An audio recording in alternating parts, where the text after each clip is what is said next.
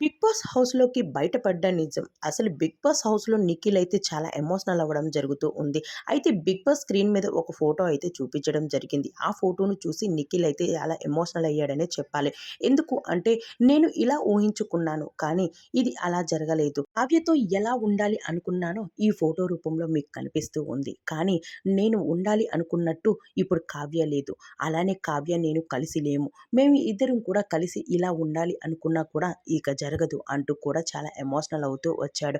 కానీ ఇప్పుడు Kavya big boss హౌస్‌లోకి ఎంట్రీ అయితే ఇచ్చేస్తూ ఉంది. మరి కావ్య వచ్చాక కూడా నాతో మాట్లాడుతదని నమ్మకం అయితే లేదు. అయితే బిగ్ బాస్ హౌస్‌లో ఉన్నంత సేపు కూడా నేను కావ్యని ఎన్నో సార్లు తలుచుకుంటూనే ఉన్నాను. కానీ కావ్య ఒక్కసారైనా నన్ను తలుచుకొని ఉండదు. అసలు బిగ్ బాస్ హౌస్‌కి రాకముందే మేము చాలా రోజులు గడిచింది. మేమిద్దరం విడిపోయి. అప్పటి నుంచి మేమిద్దరం మాట్లాడుకోలేదు. అసలు బిగ్ బాస్ హౌస్‌లోకి వస్తే మొదటిసారి మళ్ళీ మేమిద్దరం మాట్లాడుకున్నట్టు. అసలు ఈ ఫోటోలో ఉన్నదంతా నిజం. అంటే మేమిద్దరం కలిసి ఇలా ఉండాలి, ఫ్యామిలీని ఇలా చేసుకోవాలి అనుకున్నాము. ఇది ఒక కలని, అలానే ఈ కల పీడకలగా మిగిలిపోద్దని అనుకున్నాను అంటూ చెప్పుకొచ్చేసారు.